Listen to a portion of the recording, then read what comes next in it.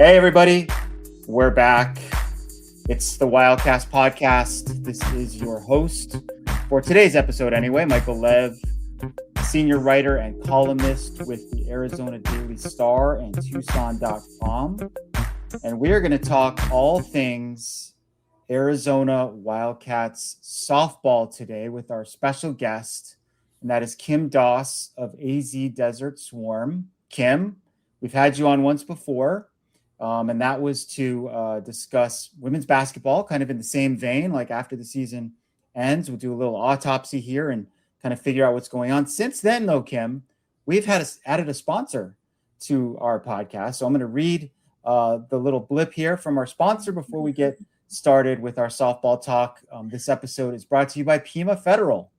Whether you're saving for your first car, buying a home, or growing your business, Pima Federal puts your goals first. They offer personalized solutions, competitive rates, and expert guidance every step of the way. Because at Pima Federal, banking isn't just about money, it's about you. Learn more at pimafederal.org. Kim, welcome back to the Wildcast. How are you? Great. Thanks for having me. I wanted to have Kim on because she's been covering U of A softball for a while. She knows the ins and outs of the program. She knows the history of the program, and she is honest about the state of the program. And it probably, that's something that's needed, I would say, after another disappointing finish to the season. So let's just start like big picture wise, looking back at this particular season, which ended again in the regional round, made it to a seventh and deciding game, lost that seventh and deciding game against Duke, went into Sunday, only needing to win once, and Duke was able to sweep Arizona by scores of 8-6 and 9-4 down in Durham, North Carolina. Would you say, Kim, that the season was disappointing? Maybe about what you'd expected? Somewhere in between? Something else? Depends on the time of day. It's somewhere between what I expected, but what I expected was still a little bit disappointing to me. Okay. If that makes sense. Like I would have hoped for more, but realistically, even when I got up Sunday morning, my feeling was Duke sweeping today. So, and even from the beginning of the season, I felt that they were as good as they could have been, all things considered, but this wasn't a Women's College World Series roster. So in that sense, I was disappointed that it wasn't that roster, but I expected the outcome we got. Why did you wake up feeling that way Sunday morning? Because I didn't think Arizona had the pitching to get through two games. Okay. Yep. It always comes back to that, doesn't it? Right. And we will get into that later on here on the show. Kind of a pattern this year. If you look at this team, they beat Texas Tech, right? I think it was the first game of the series, right? And then they got kind of blown out from that point forward. They beat Oklahoma. I think it was the first game of the series, right? Maybe the second. I think it was second with Oklahoma, but then they end up came back with that huge win. And end up losing the series, right? This was basically a 3-game series. It evolved into that against Duke, where they win the first game. Duke gets a look at Arizona's pitching. They're able to make some adjustments, and Arizona doesn't have either the talent or the wherewithal to make counter adjustments and win those games. They could not keep Duke in the ballpark. Exactly. Like Duke hit 4 home runs in the first game. They hit 4 home runs in the second game. Their top 2 hitters, Deanna Jennings and Amina Vega, were just like unstoppable. Couldn't keep them off the bases.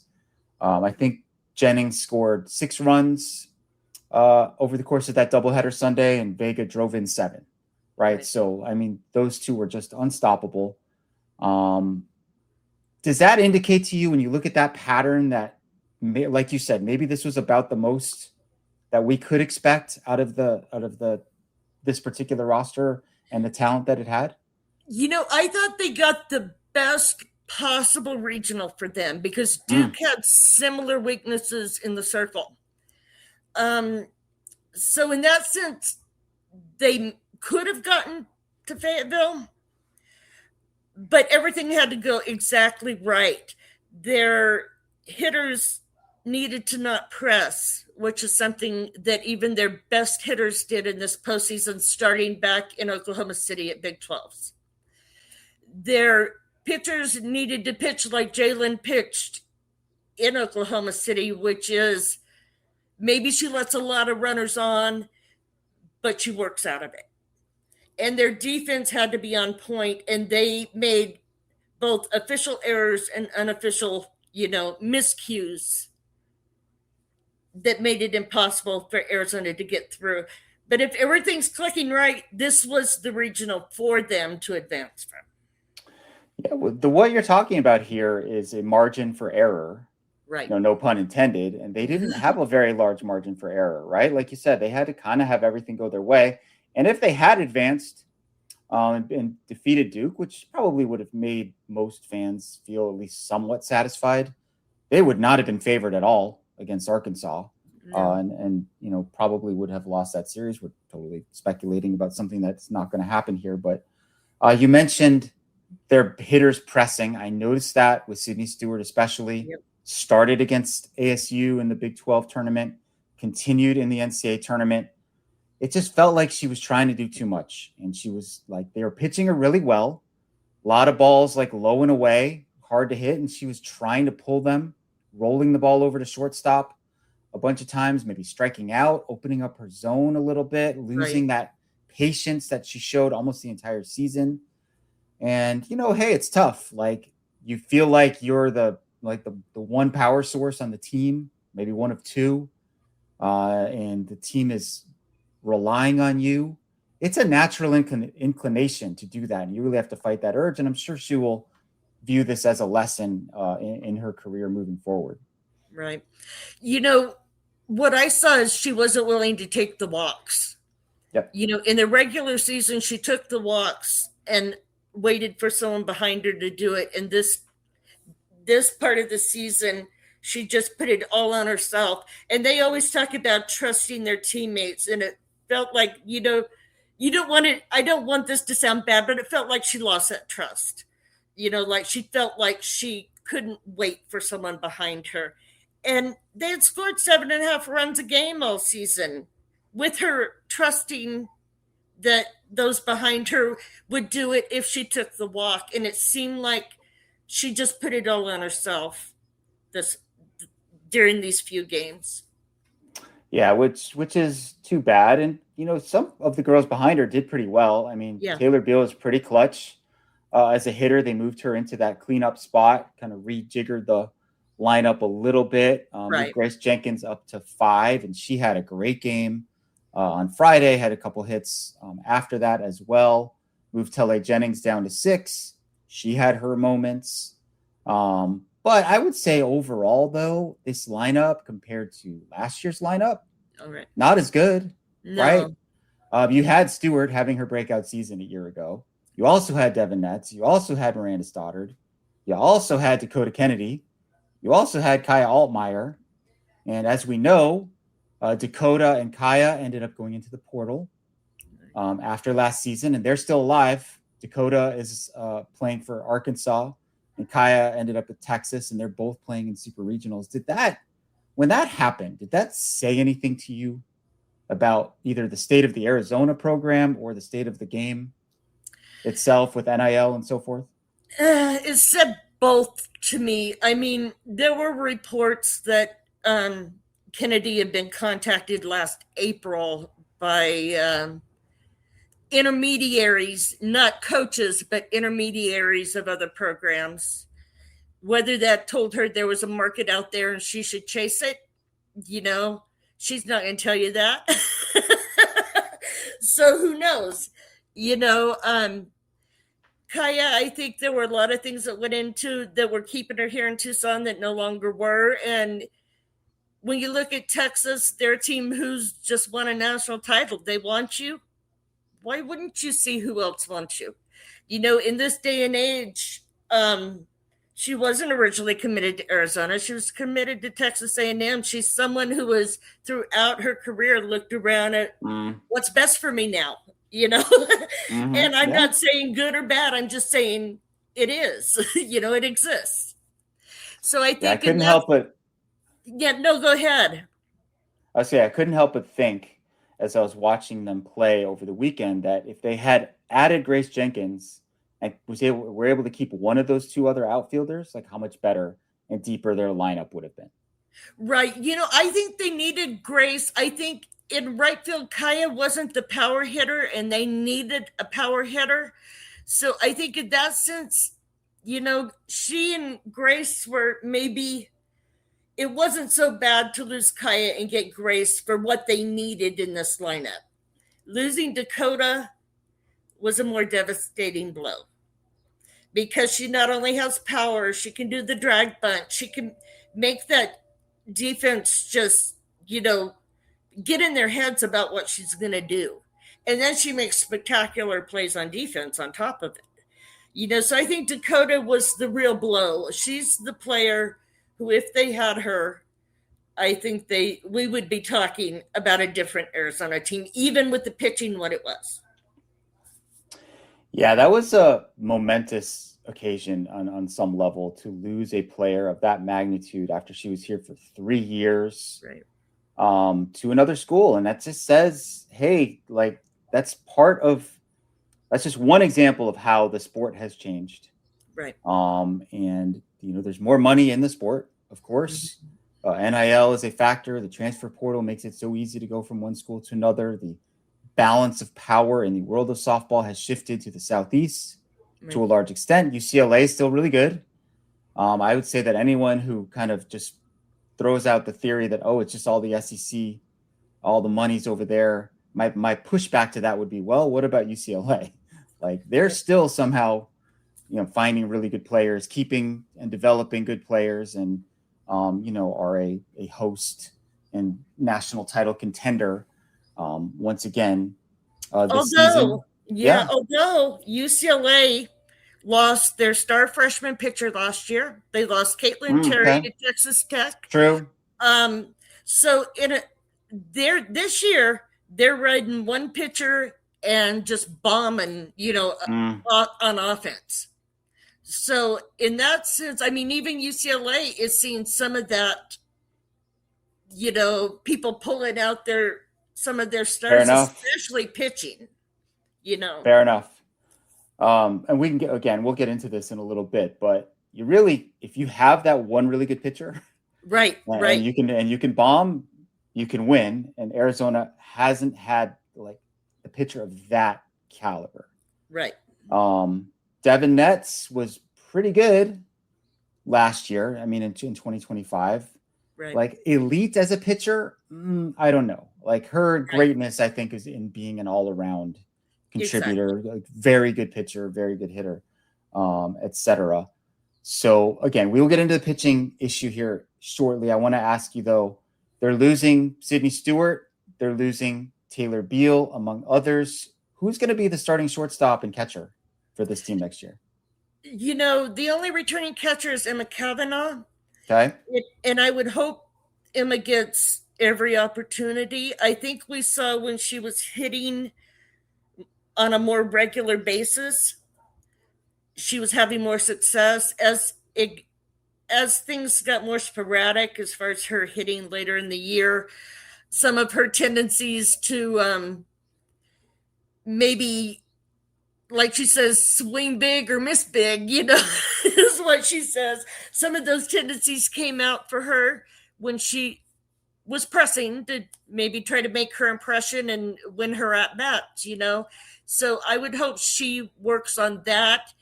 And, that she comes back. I assume she's coming back. She's been a huge lover of Arizona sports since she committed. 2 years before she was here, she was the biggest promoter of Wildcast sports I've ever seen on social media. So you hope she doesn't go the way of Olivia DiNardo and Emily Shep, who both left after their sophomore seasons, because they didn't get the opportunities. Mm-hmm.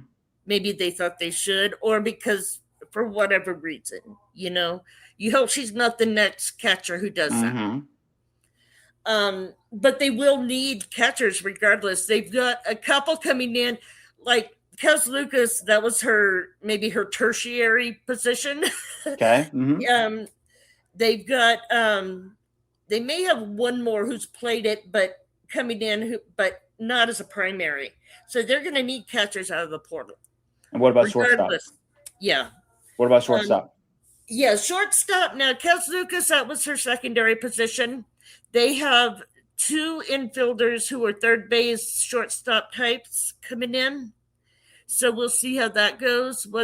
Because Taylor has basically been the starting shortstop since her freshman year. I mean, she moved around a lot her freshman year because of the injuries that year, but she played shortstop. She played right field. She even caught some.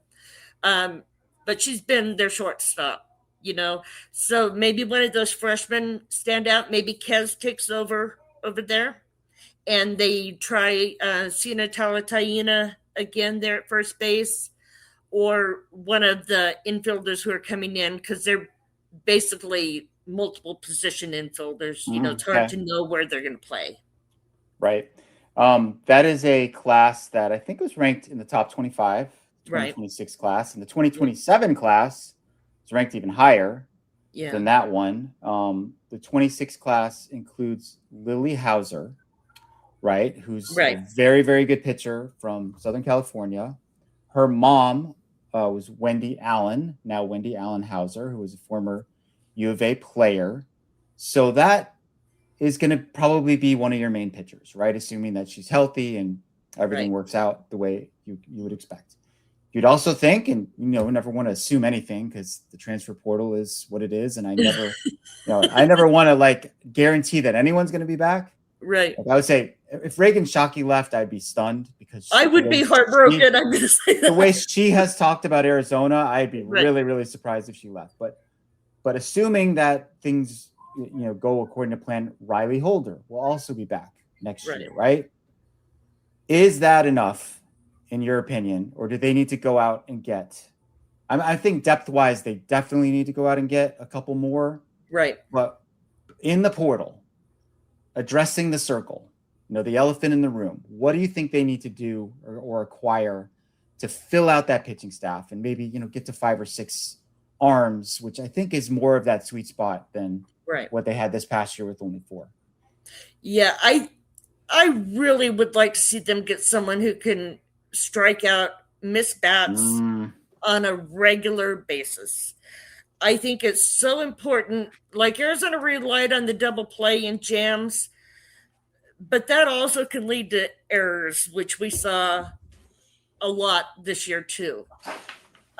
We need to see them go after someone who can miss bats, I think, and experience. I mean, relying on a freshman and a sophomore, it's going to be pretty difficult if you don't have some leadership in that bullpen, I think. And I think that's something Jalen Adams brought this year, is she had been that leader in a bullpen before. Above and beyond everything else she did, she had those qualities of being able to be the number one.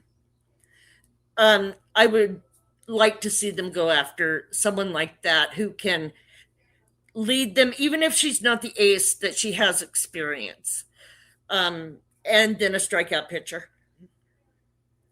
To your point, Arizona this season had the fewest strikeouts of any team in the Big 12. Right. From their pitching staff. They were a pitch to contact type of staff and, rely on your defense. And like you said, again, the margin for error is lower when that happens, right? So what you're saying makes a ton of sense for the profile of player that you would look for. Of course, everyone else in the country wants that too, right? This is the problem. This is the problem, right? I would say even more so than quarterback in football, the ace softball pitcher has the greatest influence on the outcome of a game of any one position player in any sport. Oh, absolutely. So the market for those players is, it's extreme. The demand greatly outweighs the supply. Right. Everybody wants those players. Can Arizona get one of those with what your understanding is of their budget and their means?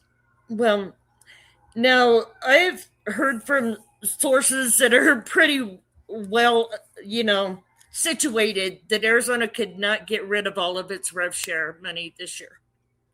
They had rev share left over. Wait, say that again? That they had rev share left over. Now, how is that even possible? Exactly. That's my question. Maybe it was distributed later, but that it was offered and turned down is what I was told. Now, that's someone who, of course, doesn't want to go on the record with that. Mm-hmm. So you have to take that into consideration. But if they were offering rev share and not able to give it away, that would be a concern to me. That is one of the strangest things I've ever heard. Right. Whether they were holding it for a player who didn't come, and then it was distributed later, to people who were here. That is the way I read that. What I was told is that it was supposed to go to someone, but ended up not. Interesting. Okay. Huh. So that is my bigger concern. If that is true, and I'm going to put that caveat, although I trust this person who told me, they don't want to put their name to it. If that is true, then that's a bigger concern for me. Yeah, I'm trying to figure out what that implies, right? Does that mean, like you said, it could be that they had money set aside for someone who ended up changing their mind at the last second, or they thought they were going to get that player and they decided not to come here, or maybe it says something about the coaching staff. Right. I don't know. We're I don't know what it says here. Yeah. I don't know what it says either.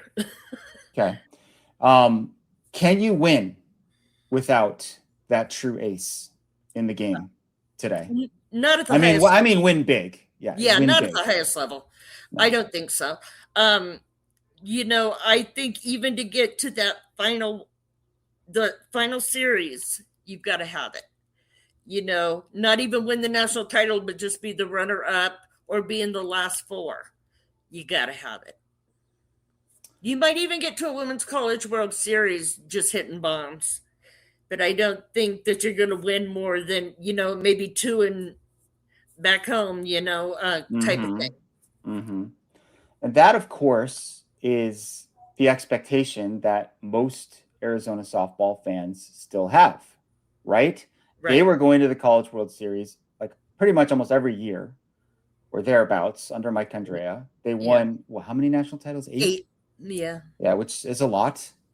But maybe that time has passed and Arizona softball fans have to accept the new normal, right? That they're just not going to be a regular World Series participant anymore. Kind of like, like Nebraska football was like a dominant program for a long time. And now they're just sort of like lucky to make a bowl game.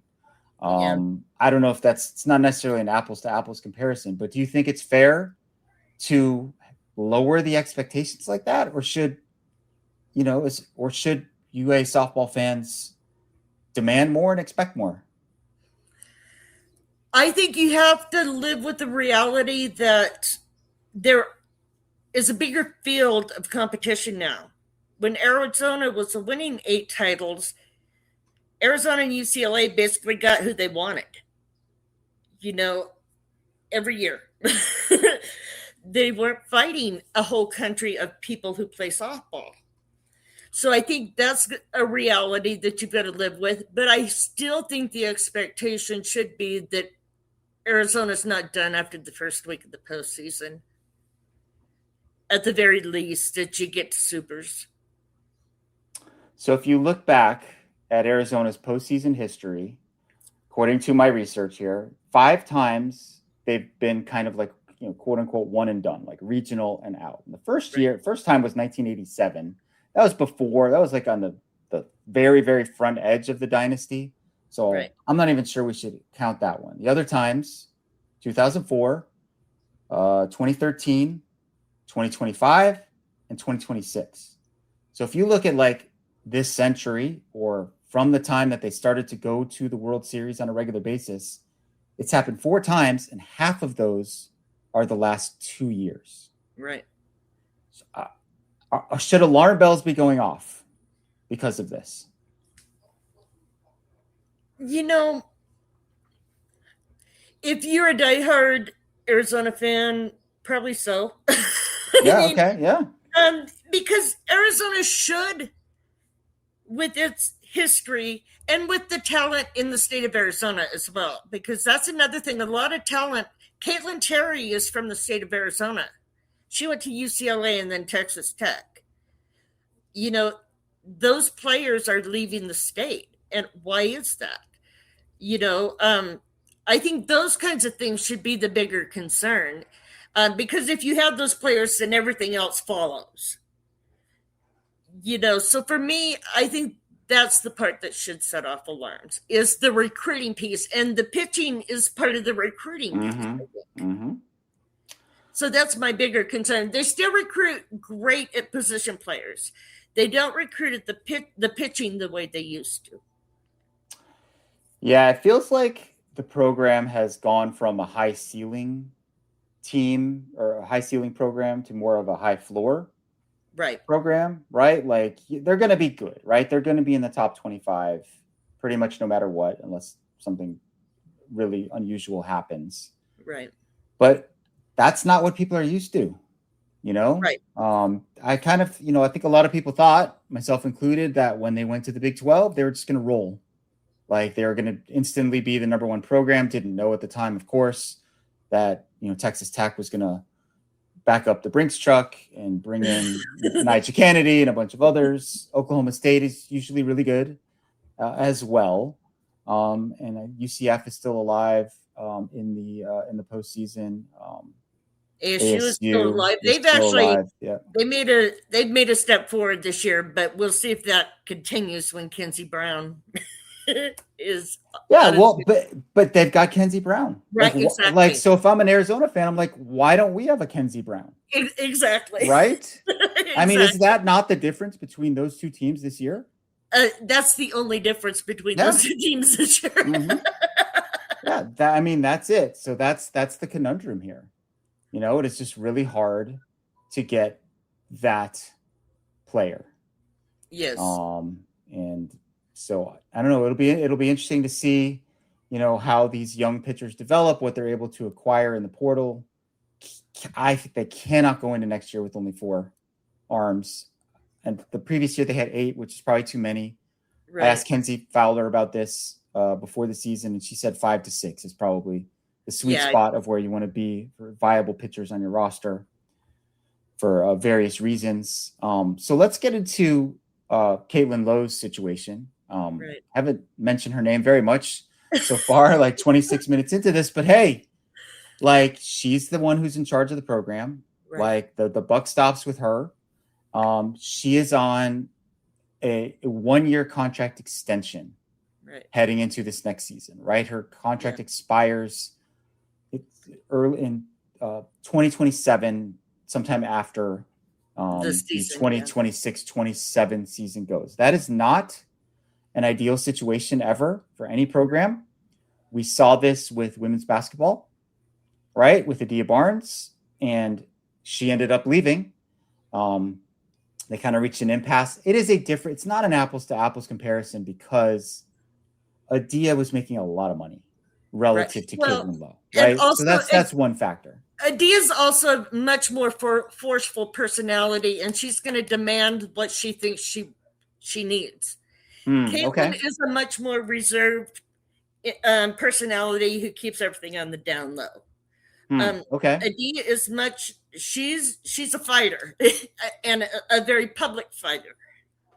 So, and I think Adia had enough offers year after year after year that she knew if something went south at Arizona, she had options. She did not care.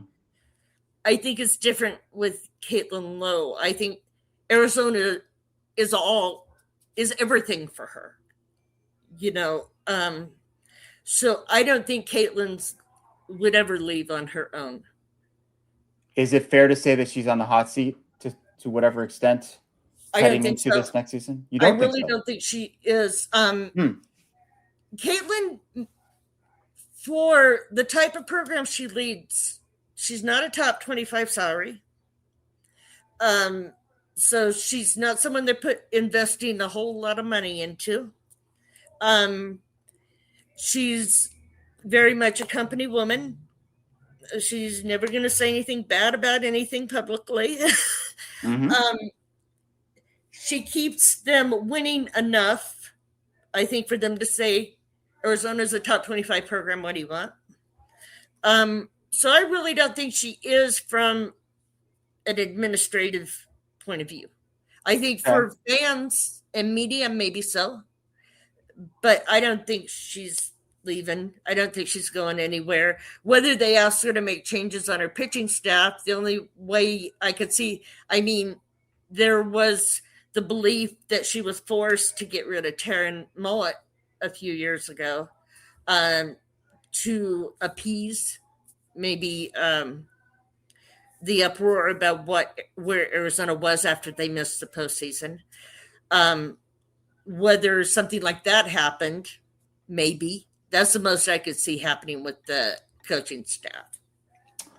I did not send you like a rundown or my list of questions or anything, but since you're such a professional, you're just like segueing into like the next thing I wanted to talk about, which was exactly that thing. Taryn Mowat, now Taryn Mowat McKinney, was the pitching coach, and they parted ways with her after what season was it? After 23?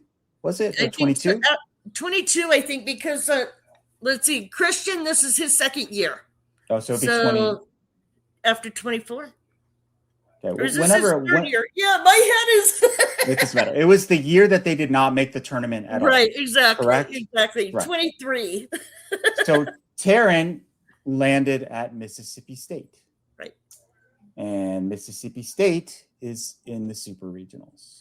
And they have a team ERA of like 2.15 in the SEC. Right. And she has placed pitchers in the pros both years she's been at Mississippi State. So I would say, like, whatever the reason was that they decided to move on for her, and of course hindsight is 2020, but that looks like a mistake in retrospect, does it not? It does, and it looks like a PR move to make it look like they were doing something. I always have said that I understood why the move was made, but I didn't think it was going to change anything. And that's how it's kind of played out. Interesting. Christian Conrad, as you mentioned, has been the pitching coach the last couple of years, and they've certainly taken more of like an analytics-based approach. A lot of like playing matchups, in part because they haven't had that like singular ace that you can just rely on to carry the load. The game has changed a little bit. Like teams don't do that as much as they used to, where like the same pitchers pitching every single game day after day after day. But they've really tried to mix and match, play matchups, etc. the last couple of seasons. I think more out of necessity than desire, right? Is that accurate? That's how I feel. Sorry. That's okay. After last year, or earlier in his career, he was with Lonnie Alameda at Florida State. She talks a lot about those matchups, but she's also had an ace pitcher where she wrote her. If she has that pitcher, she's going to use her. But she does look at the analytics, and I think he would do the same if he had, a Cat Sandercock. He would use her. Of course, yep. I think he does what he does to make the most efficient use of resources. Yeah, and we should mention that a potential returning pitcher is Janae Berry, who actually did pretty well at the Durham Regional for the most part. But if you're a baseball fan, U of A baseball fan, I made this comparison in one of my little group chats. She's kind of similar to Matthew Martinez, who's a senior on this last year's team. He's like a changeup specialist, right? Like he's got this super slow changeup, and kind of the first time you see it, it's like really weird and you're not used to it. But if you see him a second time in a game or a second time in a series, like, and you adjust to the speed, you can hit it. Janae has got some like pretty wicked breaking balls. She doesn't throw that hard. So you can kind of fit her into certain spots. But I don't think she's someone you can build a staff around, right? No. And I think to some degree, they've had a lot of pitchers like that. They can do really well for maybe an inning or two. and that's why Christian does what he does, because his pitchers can go a couple innings and be really effective. But then things go south, and they go south like that. I don't know. I don't know all the ins and outs of why this particular transfer happened last year, but Aisa Silva was a local kid, a left-hander who ended up transferring to ASU, and I think she's their number 2 or 3. She's somewhere in there this past year. Yeah.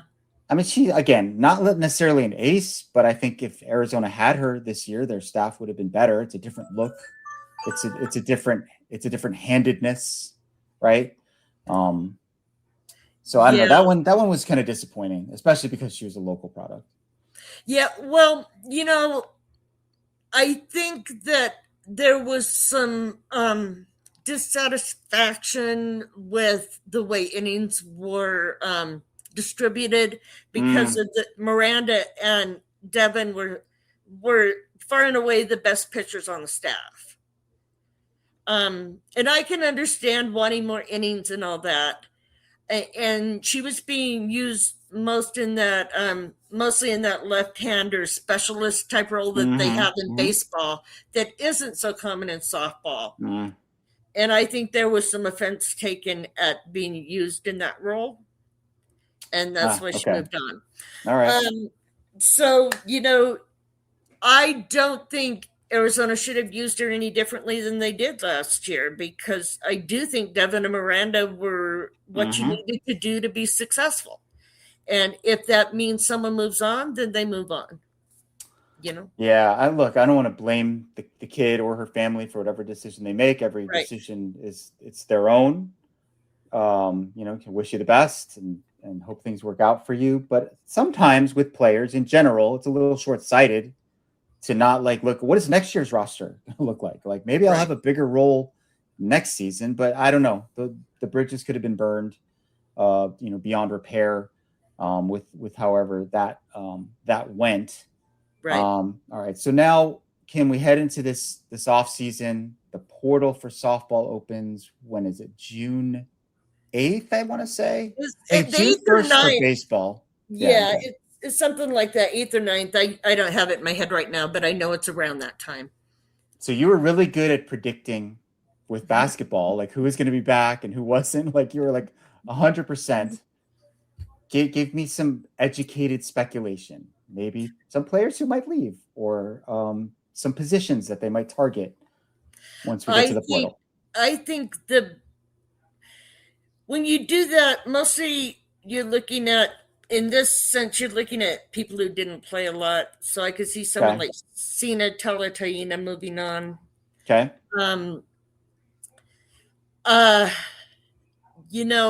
Like I said, my hope is that Emma Kavanaugh does not move on, because she has been and she's the kind of kid who doesn't tend to blame other people when things don't go her way. Okay. So I feel kind of solid that she'll be back. But I didn't really expect Olivia DiNardo to leave a couple years ago either. So, that's my bigger concern there. I think, with who they've got coming back, I could see Sarah Wright moving on. Okay. Just because I think that maybe this level might not be her level. Yeah, she is the fourth. Just for those who don't know, she's basically the fourth pitcher out of 4. Used her a little bit at the beginning of the season when Riley Holder was coming back from an injury, and then she pretty much fell out of the rotation. So I could see that happening. You mentioned Kez Lucas. Something to note about Kez is she had a knee injury, right? And she played first base this past season. She hope another, several months removed from that injury, maybe she would be able to play somewhere else. in the infield. It seems like Serenity Trice is a building block at second base. Right. And, She's like another. you said, yeah, I would be devastated if Reagan left, just because Reagan Shockey, the way she talks about Arizona, Right. I want to believe that. Yeah, she's just made it seem like there's just why else would I play why would I play anywhere else? Right. This is kind of her dream school. She's sort of the face of the franchise. Her face, which might have been damaged a little bit when she crashed into the wall. Oh my gosh, that play was it. I mean, that was like that would have been the turning point in the game. It was in her glove until and even when her shoulder hit the wall, it seemed like it was still there. It's when the face did, it finally came out. It was in her glove to the extent that when she came back down to the turf, she thought it was in her glove. Like, right. He looked in her glove and it seemed like maybe she was going to pass the ball to Addison Duke, right? The left fielder who was standing next to her to toss it in or whatever. But it just, when her wrist hit the wall and her face hit the wall, it popped out, which it turned out into a 2-run homer, turned things around. So I think she to me is kind of a building block. Jenna Sniffen at third base, who had a home run in the regional, awesome defensive player, takes good at bats too. I know she didn't produce as much as you might like, but she doesn't strike out. Has good plate discipline, and third base defense super critical in this particular sport. So, and then Riley Holder, as we mentioned, was a freshman pitcher this last year who probably will be back. We're recording this podcast on Monday afternoon on May 18th. By the time you listen to it, it's possible that they will have made some changes to the coaching staff. Never know. I don't think Amber Freeman, the hitting coach, is going anywhere. They really like her. The players love her. Unless she, gets some better job opportunity and wants to, can't turn it down. But pitching coach is one to at least keep an eye on, because that is just an area where they haven't been good enough. Right. For whatever reason. And there's many reasons. And it's an easy PR move to make those changes at pitching coach, I think. Can they bring Taryn Moet back? I don't know if they burned that bridge. I'm guessing that will not be the change that is made by Arizona softball, but certainly, go ahead. And with Riley Holder, you never know with these freshmen. Like, sometimes they want to go home. She's one that I think will probably stick around, but I wouldn't be just like shocked if she left either. I would not. I think she's. I think I read that both of her parents went to Texas A&M. Yeah. She's a Texas girl, so like you said, you never know. You never know. I would never assume anything. Reagan Shockey's about the closest thing to a sure thing in my mind. I don't think Serenity Trice is going anywhere after already transferring once. I don't think Jenna Sniffen is going anywhere, but never assume. I don't think Kez or Addie Duke are going anywhere. Addie's already transferred once. She's back in her home state. She's an everyday player. Do softball players play over the summer? Yes, they do. There's at Northwoods has a softball league, and actually Emma Kavanaugh played last year, and this year she's going back, and so is Tully Jennings is also going to the same team. It's called the Madison Nightmares. Follow them on Twitter, Instagram. They posted a lot of stuff over the summer. There'll be lots of Emma on there. There was last summer. Yeah, that's of course a very big thing in baseball, that they go and play in summer, especially. It's a very important kind of thing for development. Yeah. With baseball, there's also the scouting element. They want to be seen by scouts, and a lot of times they'll use a wood bat instead of a metal bat, and so you sort of get a little glimpse of what that might look like. You don't hear about it as much in softball, but I'm glad to hear that the Northwoods League has that going on. There's another one. Yeah, there's another one in the southeast part of this country, down around in Florida and a few other states, because Olivia DiNardo went there a few years back too. Where did Olivia DiNardo end up transferring to? Nebraska. Oh, And they're really good, aren't they? They're really good. Did she have a good year? Yeah, I think so. Just a second. There's someone at my door. Babe, I think that's the stove. We got a guy delivering a stove today. Okay. All right. Well, that's probably our signal to wrap things up. Yeah. With Kim Doss from Arizona Desert Swarm, who we really appreciate having you on the show again. Kim, we'll have to do this again. I thoroughly enjoyed it. Before we get out of here, I got to let you know that this episode is brought to you by Pima Federal. Whether you're saving for your first car, buying a home, or growing your business, Pima Federal puts your goals first. They offer personalized solutions, competitive rates, and expert guidance every step of the way, because at Pima Federal, banking isn't just about money, it's about you. Learn more at PimaFederal.com. Oh, I'm sorry, PimaFederal.org. So get that right. Don't want to send people to the wrong place. Kim, thank you so much. This is a lot of fun. Appreciate your insights. Go get your stove over there. This is what happens when we work from the home office. Life happens. Very good. Good deal. We'll see you down the road. Thanks a lot, Lev. Bye-bye. Take care. Bye.